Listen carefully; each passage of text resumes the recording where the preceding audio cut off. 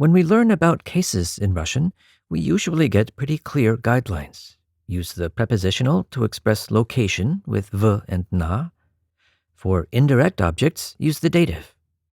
But sometimes things aren't quite so clear, and you might see different cases used in what seems like the same context. In this video, let's talk about a context where the genitive and accusative seem to overlap, and the nuances that the choice of case can express.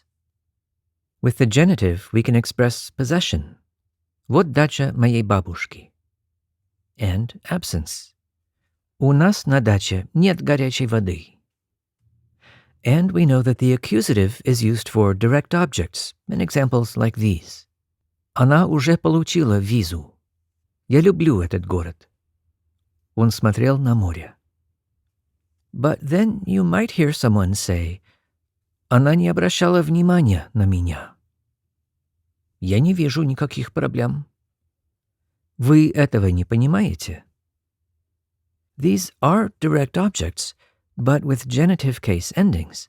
Внимание. Никаких проблем. Этого. So what's going on here? It seems we can use the genitive case for a direct object, especially with negation. So let's look at 3 contexts where the genitive with negation is most likely. First, abstract nouns or ideas. Она не обращала внимания на меня. Я понятия не имею. Я не принимал участия в этом. Это не имеет значения. So when somebody doesn't pay attention, doesn't have any idea, doesn't take part in something, or when something doesn't matter, all of these abstract nouns, внимание, понятие, участие, значение, are likely to have genitive endings. We'll also normally see the genitive with strong negation. Я не вижу никаких проблем. Он не прочитал ни одной книги. These remind me of how we use the genitive to express that something is absent or doesn't exist. Here we might be implying that there aren't any problems, or saying, in effect, that there are no books that he's read. So that association of the genitive with non-existence might come into play.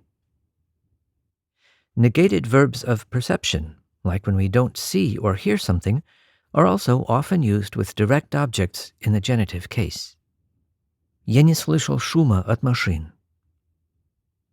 Но лис словно не слышал слов Мостовского. Давно снега не видели. But this is not an absolute rule.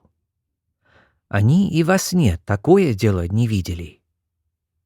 Here we do see такое дело in the accusative. It's very common to see это in the genitive with negation. Я этого не допущу. Извини, что так поздно, но если я этого не скажу, я лопну. But we do also see the accusative for negated direct objects. This is more likely when the direct object is something specific. Я не показал им свой паспорт. And also when we're talking about a person. Он не встретил Олю на вокзале. We'll see the accusative used when it's not the verb itself, but some other part of speech that's negated. Мы купили не куртку, а пальто.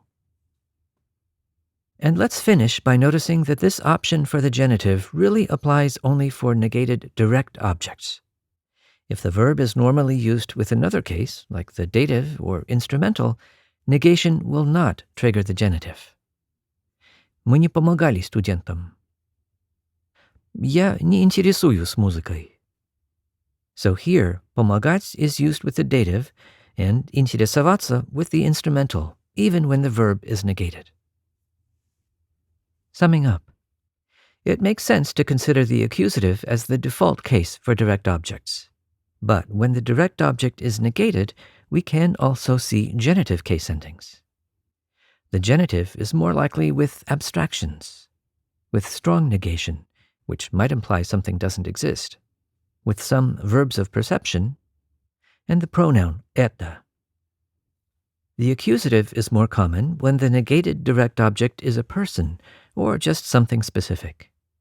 And be aware that these are guidelines, not absolute rules.